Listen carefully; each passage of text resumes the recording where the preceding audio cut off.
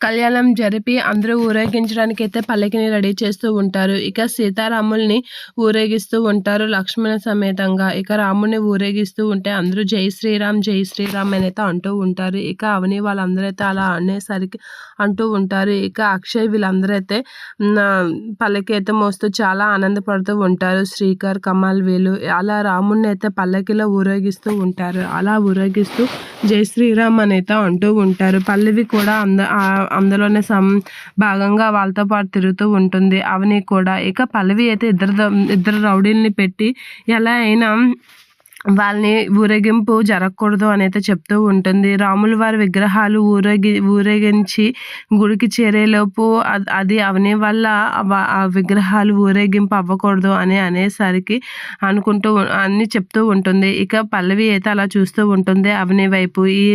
ఈ ఆటంకం అవని వల్లే అని నేను క్రియేట్ చేస్తాను అని చెప్పేసి అయితే అంటూ ఉంటుంది.